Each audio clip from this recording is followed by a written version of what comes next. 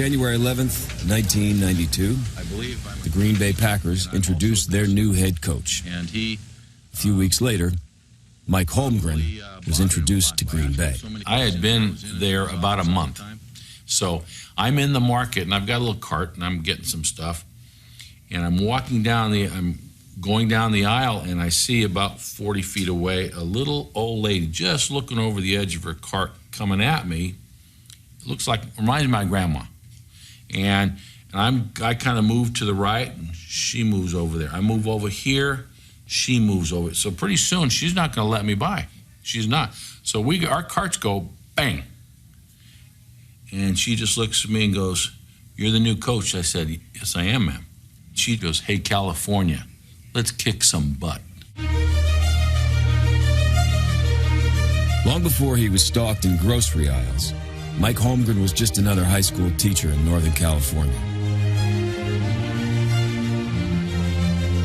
He was an assistant coach for the football team, although he was head man in tennis. He also taught history and performed at school fundraisers with a doo-wop group called Big Bop and the Choppers.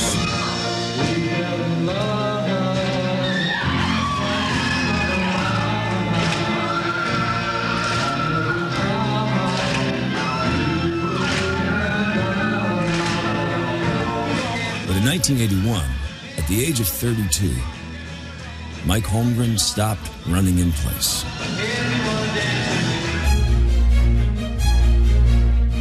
What followed was a meteoric rise that took him from high school to the pros in just 5 years. In 1986, the San Francisco 49ers hired him to be the quarterback's coach for Steve Young and Joe Montana. In 1992, with no head coaching experience at any level, Mike Holmgren was hired by the Green Bay Packers. Holmgren left a perennial Super Bowl contender for a team with one playoff win in the last 25 years.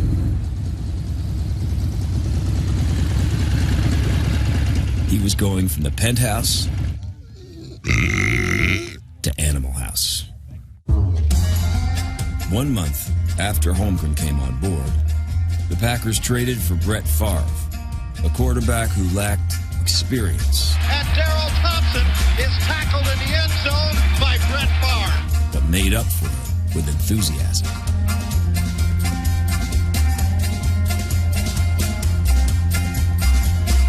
As perfectly as you can run this offense, he had seen it and coached it with Montana and Young. And so he comes to Green Bay, and to say that I was this raw, gunslinging young quarterback would be an understatement. We got the youngster in now. Let's see what he can do, huh? If you didn't think it could get any more ugly, it is. Why did he?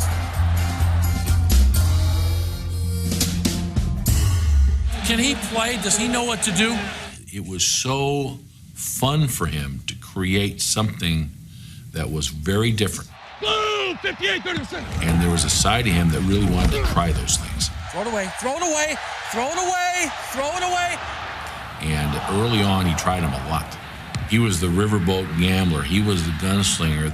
On more than one occasion, he'd come over to the sideline, and I'd go, "Okay, you're not going to throw another pass in this game. I'm going to hand the ball every single time. I'm taking the ball out of your hands." No, I'll be okay. I said, "Okay." And there was this constant thing like that early on. But the former teacher knew it was best to let students learn from their mistakes. Good up, Steve. They make the switch. Put in the other quarterback. Come on. Wait a minute.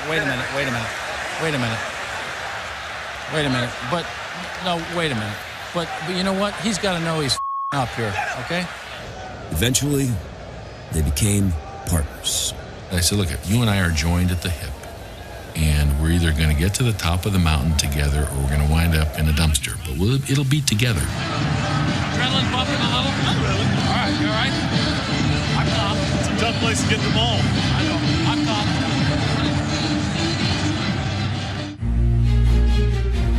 In their first year together, Favre and Holmgren had a winning record, but didn't make the playoffs. They were missing a defensive presence. All-Pro Reggie White was both a preacher and a pass rusher. And during his free agent tour, White proclaimed that God would tell him where to sign. When we were trying to sign Reggie, I phoned him up and I left a message on his answering machine. Reggie, this is God. I want you to play in Green Bay. And then I hung up the phone. After all the press conferences and everything, he came to my office. He goes, in his voice, he goes, hey, Mike, that was pretty funny. That was good.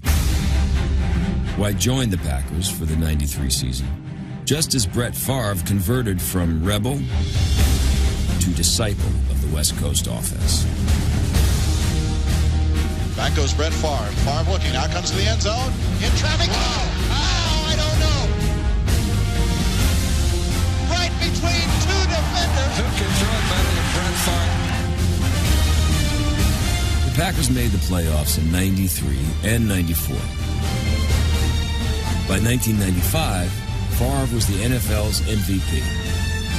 The Packers won the NFC Championship. Over the middle. Touchdown. Oh, what a catch. They were the NFL's next big thing. A champion in waiting.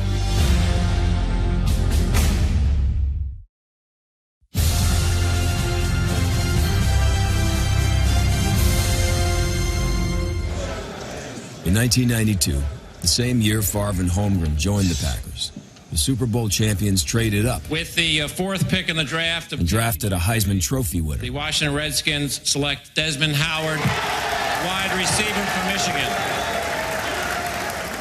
We were looking for somebody that we thought could really potentially be a great player, and I think that we couldn't find anything wrong with Desmond Howard. Is one of the guys we couldn't find anything wrong with. They have one of the premier coaches in the NFL, and Joe Gibbs just came off a Super Bowl victory. So I thought that everything was just going to fall in place and be great. Obviously, it didn't go as scripted. The Desmond Howard movie would have been rated D for disappointment. He was the 4th overall pick and played 3 seasons in Washington, but was left unprotected in the 1995 expansion draft. He was taken by the Jacksonville Jaguars, then released after 1 year. In the spring of 1996, Howard signed a 1-year deal with the Green Bay Packers. Desmond Howard's career had yet to take off, and it seemed the career of the reigning MVP might be ending. When you're taking as many painkillers as I was taking at one time, you know it's not right. He was addicted to the prescription painkiller Vicodin. And when he bottomed out, Brett Favre was taking a dozen a day. And at first I used it for pain. After a while, I used it for recreation. Had it been affecting my play, I would have said, hey, this is killing me. But hell, I was playing great, wasn't sleeping. It did the reverse for me. I was sleeping maybe 10 hours a week. I was practicing fine, no one knew anything. But like with any person with addiction, you start off with one pill, it's just going to take more and more and more. And eventually that'll land you in jail if it doesn't kill you. I did not have an inkling that he had that severe a problem, but he was in trouble. Sometimes you need someone else to say, if you're not going to do it, we're going to do it for you. And I said, okay, we got to do something about this. And for right now, let's forget about football. For right now, we must forget about football, and we just got to get you healthy, because this is not a road that you want to go down. In May of 1996, Favre entered rehab. It's kind of a difficult time because voluntarily I'm going to admit into a in-treatment facility for however long it takes to get better. And my objective is to get better so I can continue play at a level that I have and to get to a Super Bowl. The Packers' road to the Super Bowl took a detour through the Menninger Clinic in Topeka, Kansas. 17 days before the start of training camp, Favre emerged clean and confident. He predicted the Packers would win it all. I'm sure Mike, when I had that first press conference and said, hey, if you guys don't think we're going to win it, just bet against me. He was probably thinking, oh, Lord. But sometimes you need confidence like that. You need statements like that. Green, 18 set. Brett Favre guaranteed a championship. Desmond Howard wasn't even guaranteed a roster spot. We knew his ability, but he was always hurt just a little bit. And so in the meetings, I remember, the question was not his ability. The question was, is he durable enough to help us? Otherwise, we just have another player who can never play. By the third game of the 1996 preseason, Howard was still on the bubble. He wasn't even assigned a wide receiver number. But one punt return changed everything.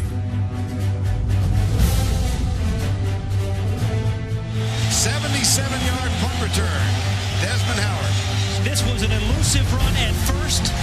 Set up the punter. Breaks a feeble tackle. And then it was speed after that. And dances into the end zone.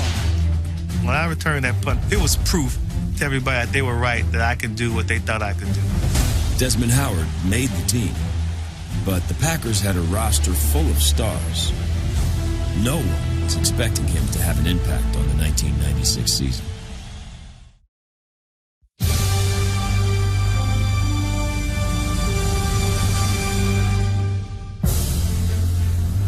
When the 1996 regular season began, the Green Bay Packers were poised to make a run at their first Super Bowl since 1967.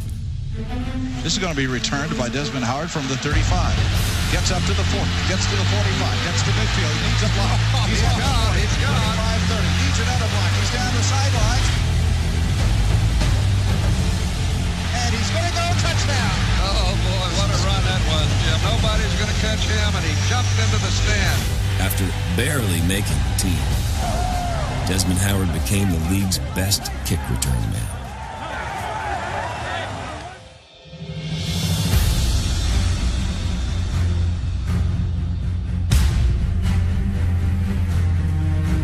The Packers won their first 3 games by an average of 30 points. And Brett Favre threw 10 touchdown passes with only 1 interception.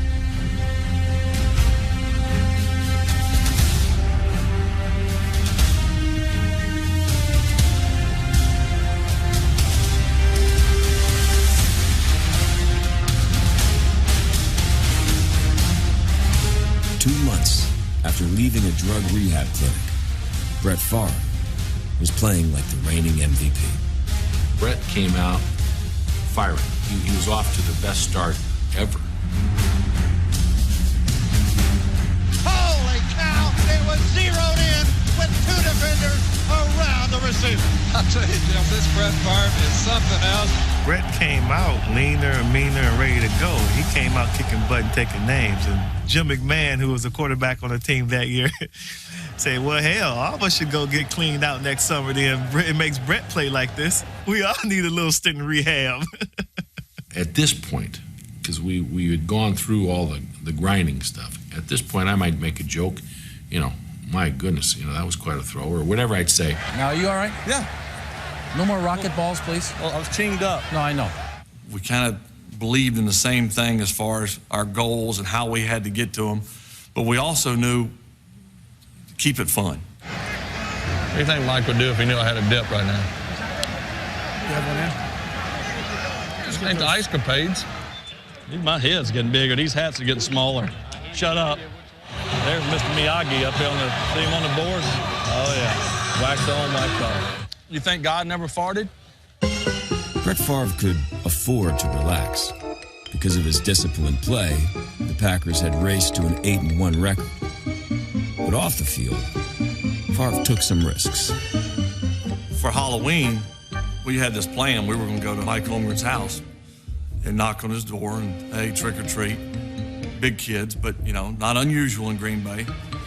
And not only get candy or whatever from him, but just keep pestering him, not get candy and leave. We're going to Coach Mike Holmgren's house, get a little candy from the big boss. It's near the end of where kids should stop coming, you know, and all of a sudden the doorbell rings. Hello, Frank. And I can remember saying trick or treat, and he said, well, I'm sorry, I'm all out of candy. You know, you're not even going to believe this, but we just gave out our last piece of candy. I am sorry, Gary. I am so sorry. I like your outfit, so, and you're all so beautiful. Not you, necessarily. I hear one of the, hey, Coach Holmgren, this is Coach Holmgren, everybody. Hey, can we come in? We'd like to come in and see your house. So one of them starts walking in the house. And BB's just, hey, we want some candy. And he keeps, like, holding the door. And, you know, Mike's kind of like, I don't have any candy. Wait, whoa. And I put my hand on his chest, and I think we're going to fight here, you know? Bye-bye. Please. I'm sorry, we have none left. Bye-bye, honey. Don't you want any? I guess if we don't have none. Bye-bye. Please. We don't have any left. See ya. This kind of went on for a few minutes. Mr. And he said, wait a minute. And the gig was over. Oh, gee whiz. Get out No there. candy? Look at this. Oh, wait a minute. I was going to say, wait, what if we get... Where are all these little kids going to? These are all our kids. Really? What if I get... We just get... Hey, you know... You're sick. You are sick. Hey, you guys, I am sorry. You know what I'm going to do?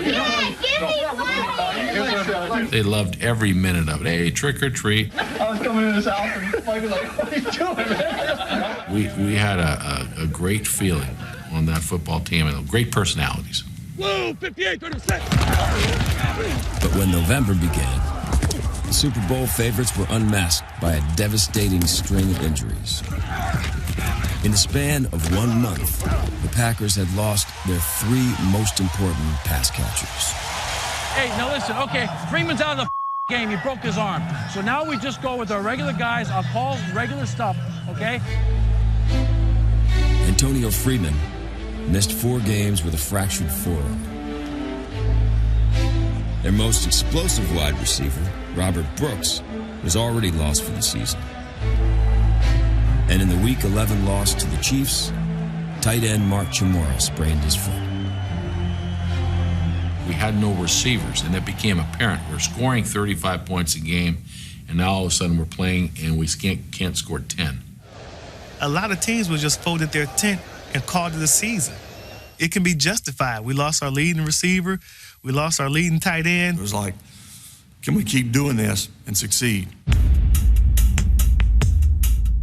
The Packers had been sprinting towards the Super Bowl. Now, they were a dead team walking.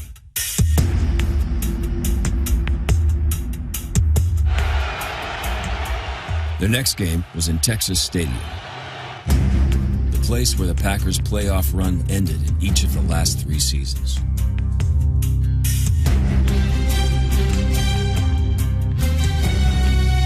Green Bay didn't score a touchdown and lost their 7th straight game to the Cowboys.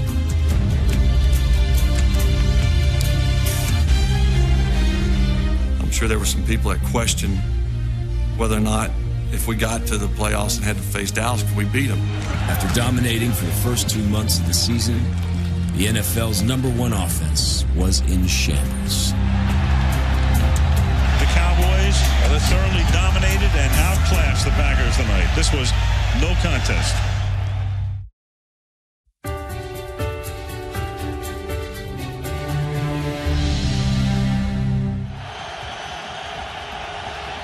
Green Bay had lost 2 straight games. And in the first half of their Week 13 game against St. Louis, their offense turned in its worst performance of the season. And bad just got worse.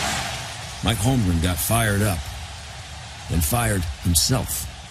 I was so mad that I could not function as a play caller. I could not. I mean, I could hardly view the plays on my sheet. I was so ticked off at what was going on. So I told Sherm Lewis, I said, you call it. Call it. I can remember thinking, we let him down going in at halftime. But the defense picked them up and ignited a turnaround.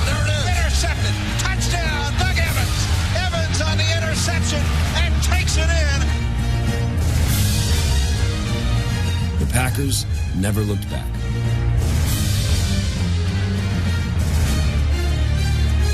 After their comeback win in St. Louis, Green Bay never lost another game.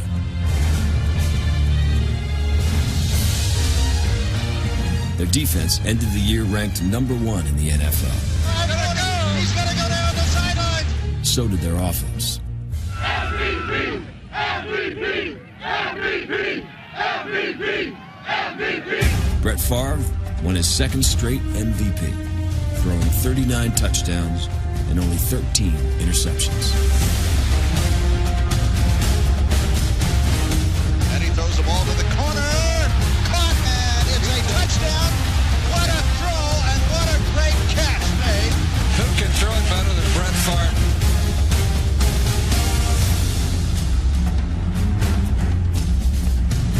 Plays that were once considered youthful indiscretions were now categorized as veteran savvy. Right, looking now, goes back to the left. He can run. No, he's still with the ball, and he is caught from behind, got away.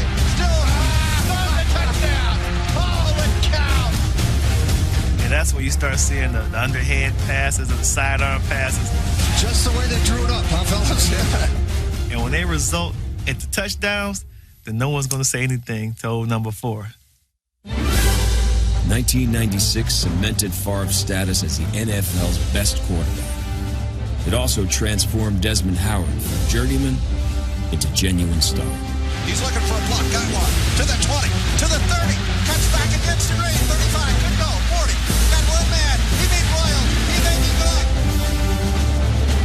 Howard produced the greatest statistical season any punt return man had ever had. Guess what? Desmond Howard is at it again. We became so good at returning kicks. Had I been playing against us, I wouldn't have kicked the ball at Desmond Howard. I would not have done it. If you think the kicking game is not that important, then look at that season. Waltzing into the end zone for the touchdown.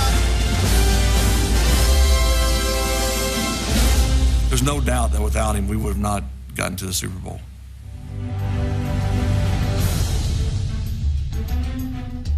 The Packers finished the regular season with a 13-3 record and won more games by 25 points or more than any team in NFL history. What a great football team this is. They have dominated the competition. Oh, my God. Dominated. That would all be a footnote. Unless the Packers won it all. All right, for the second year in a row, you're Central Division champions. Congratulations. I couldn't be more proud of this team. But we're not done yet, right? Let's go. Let's go. As the playoffs began, heavy rains at Lambeau Field turned the cathedral of football into a quagmire. Hi, everybody, and welcome to rain-drenched Lambeau Field. No frozen tundra today. Neither the weather nor the 49ers could stop Desmond Howard. In the first quarter alone, he compiled 117 return yards and scored a touchdown.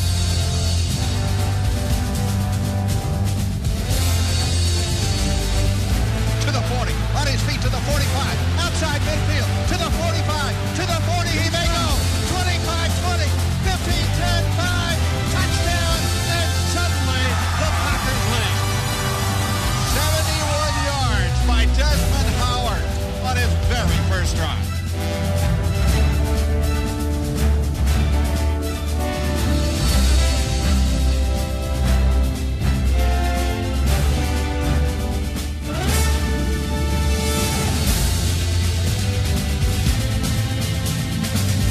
I really don't know how I got out of that mess. I just reacted and faked out a couple of guys, broke a couple of tackles, and the next thing I saw was just, a mud pasture ahead of me leading to the end zone. That's as good a run as I've ever seen in a playoff game, Jim. What a run and what a way to start a football.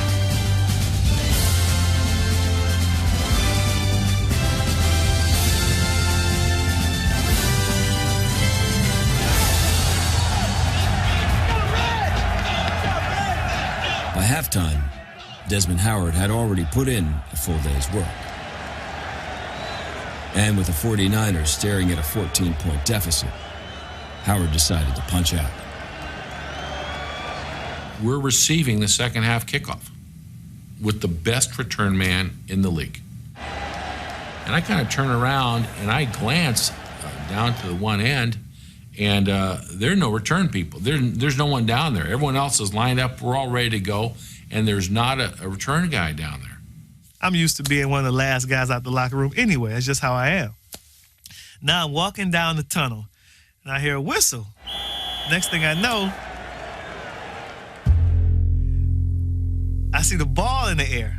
I say, oh, man, you gotta be kidding me. So now I'm jogging down the tunnel.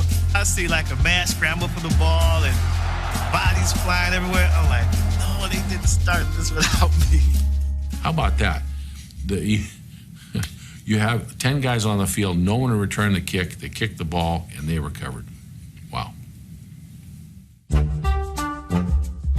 We are trying to find out if there's anything wrong with Desmond Howard, because he normally is the return man on the play. You know, Desmond Howard could have some explaining to do here.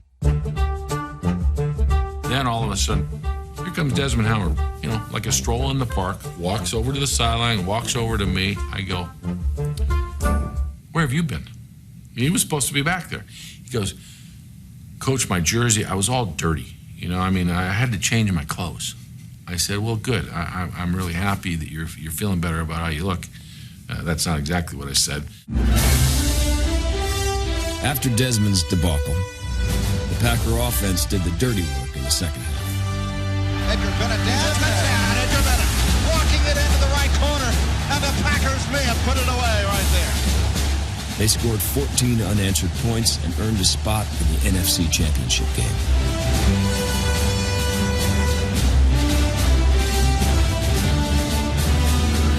Next week, whoever we play, we got to have 11 guys on the kickoff return team, man. Yes, we do. Right? 11. We've got to play with 11. That was one of the strangest things that I've ever experienced in all of my years of coaching, including that never happened to me when I was coaching in high school. Keep preparing yourself. I feel so good. I feel so good. I am giving you tomorrow off.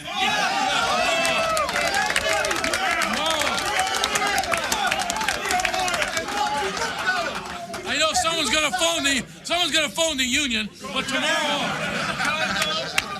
All right, hey, thank you. Thank all of you. Great team effort. Great job.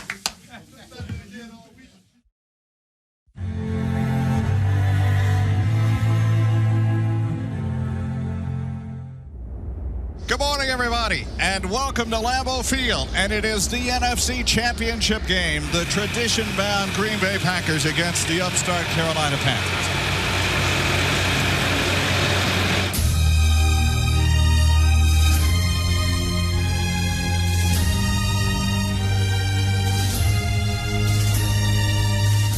In some ways, that game almost meant more to me than the Super Bowl. It was football. It was cold. It was in Green Bay. And it was all Packer fans. To us, that was the Ice Bowl. This is what you play for. This is the big game before the biggest game.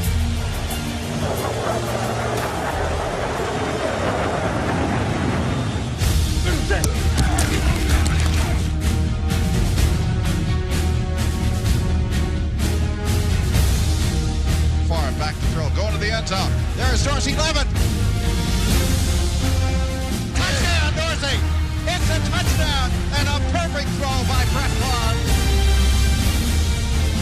I was just thinking, we're not going to lose this game. I mean, this is meant to be. I mean, this is what it's all about.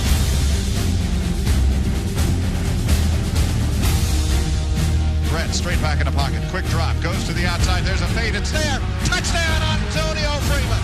A little fade down and out by Freeman. And a perfect throw by Brett Favre.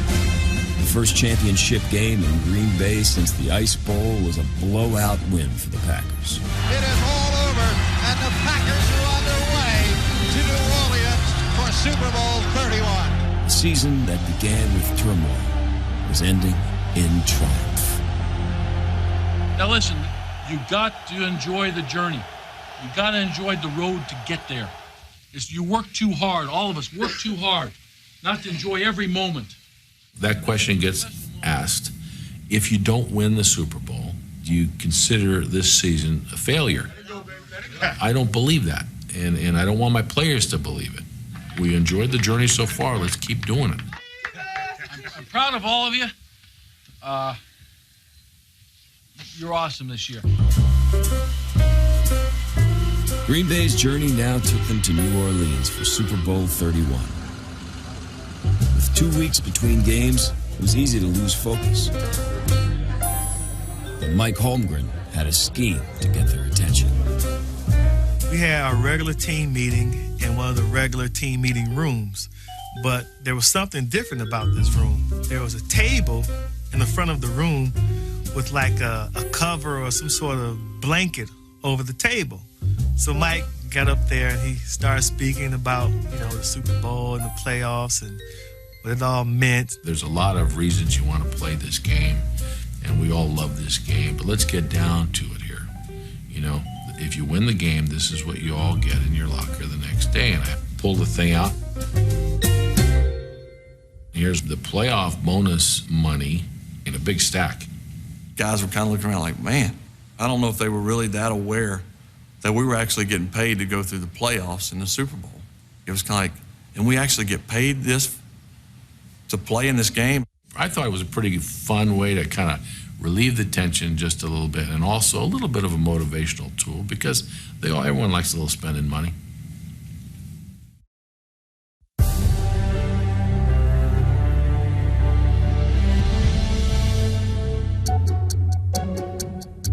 The kickoff for Super Bowl 31 was 5:18 local time. With film study complete, Brett Favre spent the day channel surfing. It was so weird sitting in that hotel room. That day they kept showing the 49ers playing Denver in the Super Bowl over and over and over again. And they keep showing Joe Montana checking to 59 Razor. Black 59 Razor! Black 59 Razor! 49 South! And I was thinking, man, that had to be awesome, just checking that play, guessing right. We had the same play. We just changed the number system up. Well, lo and behold, they're giving us the look that would be a good time to check the Razor. So I'd take a gamble and check to it. 2nd down and 9. Brett Favre appears to be changing plays at the line of scrimmage. And it works out perfect. He's got time. He's throwing it downfield. He's got him wide open.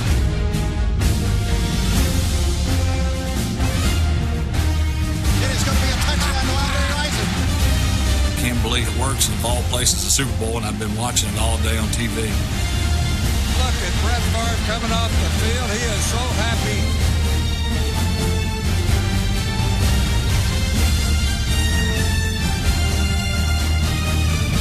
A post pattern to Andre Rison, and he had 10 yards on the defender, and the Packers score early.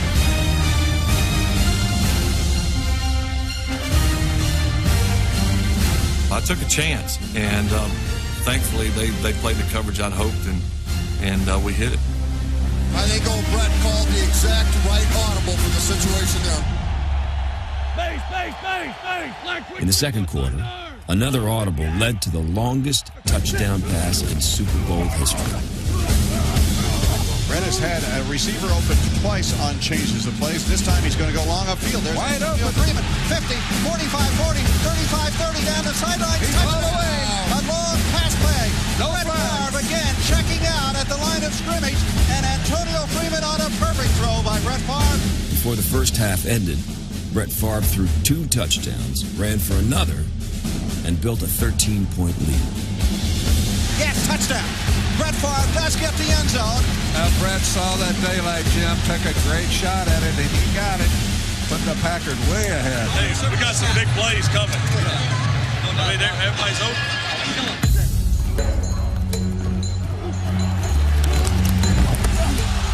The coronation suddenly turned into a contest.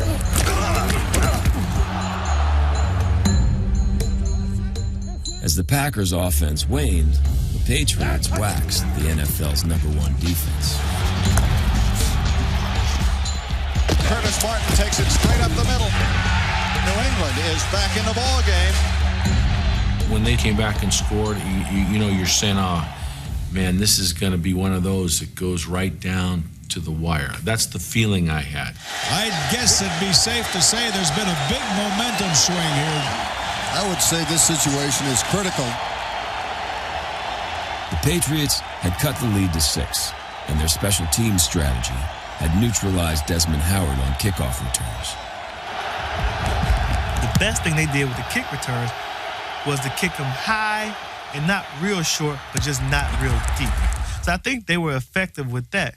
But the only mistake they made is when they started to come back, I think they got a little cocky, they got a little arrogant, because that's the one they finally kicked deep.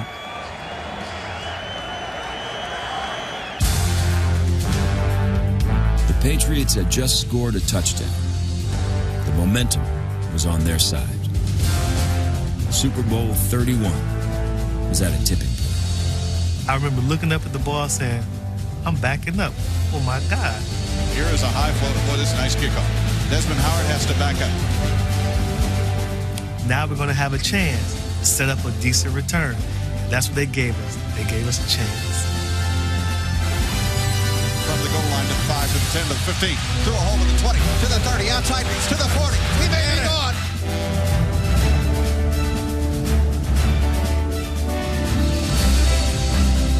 Touchdown for Desmond Howard. They are saying 99 yards.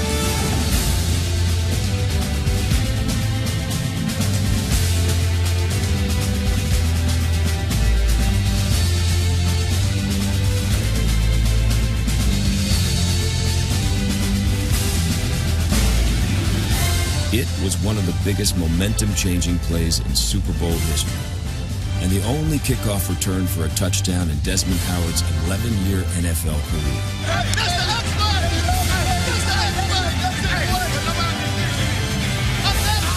Once you return a kickoff, 99 yards in the Super Bowl, you take all the wind out of their sails and pretty much any hope that they had of a comeback.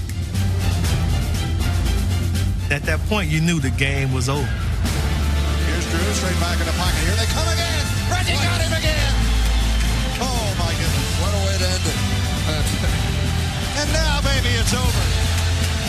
Your Vince Lombardi trophy is coming home where it started. The former high school assistant had just won the Lombardi Trophy as head coach of Lombardi's franchise. And Mike Holmgren's journey wasn't complete. He still had one more ride. I was still just unbelievable. We'd won, and I'm looking up, we're going to win this thing, and then pretty soon, whoop, you're up in the air. I had never been before, never been after, carried off anywhere. Now I'm up in the air, going around, and I'm looking for Bill Parcells, and I'm trying to find him.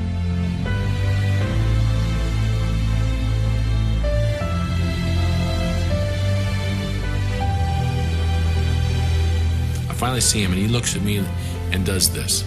He just goes, in other words, he's going, enjoy it. Enjoy it.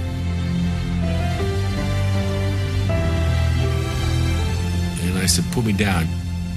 I wanted to shake his hand, and that's, I always do that, win, lose, or draw. And I wasn't going to not do it this time.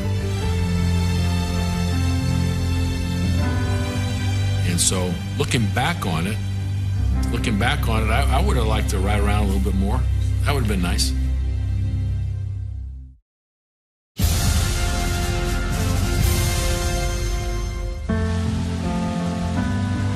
When your quarterback throws for 2 touchdowns and runs for another, it's hard to win the Super Bowl MVP award.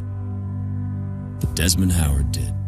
To go to the Super Bowl is a wonderful feeling, period. But to go as a major contributor is the ultimate. It's been 5 years now since you won the Heisman. Is there a Super Bowl MVP pose? Have you made one up? Well, you think about it.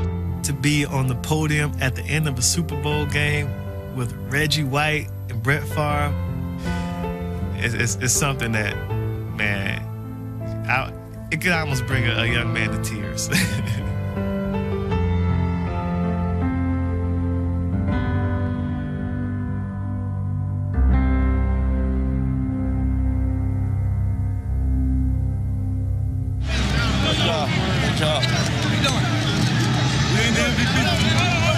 7 months earlier, he was in a rehab clinic.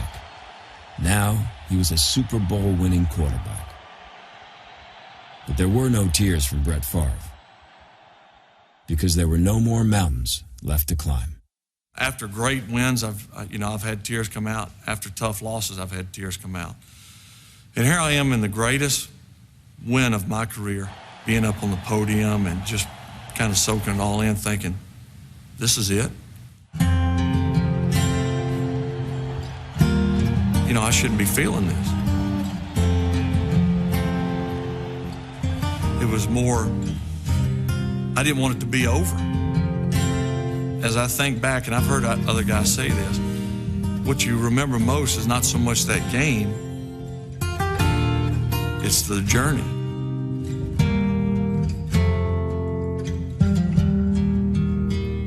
What you remember most is the games that got you there, in the practices, in the bus rides. And all of a sudden that was over. Come on. All the players, get in here close, man. Come on. In the locker room, Mike's giving us a talk. I slipped off to the shower, and I just kind of felt numb.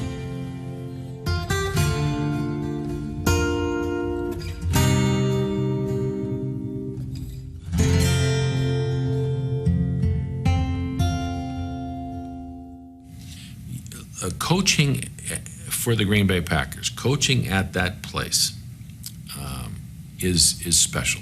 You earned it. You worked for it. Because of the size of the city, the history of the franchise, part of the joy of that experience for me was thinking about that stuff. And so it came out this way. Listen to me.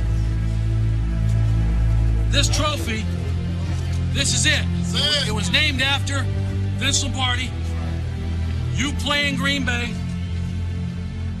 As important as it is to any other team and any other player, it means more to us. I love football, and I'm a fan. It's my business, but I'm a fan. I always have been. And to be able to be in that spot that day for that game, I thought that was pretty cool. This trophy's for you, man. Everybody. Everyone had a say in it.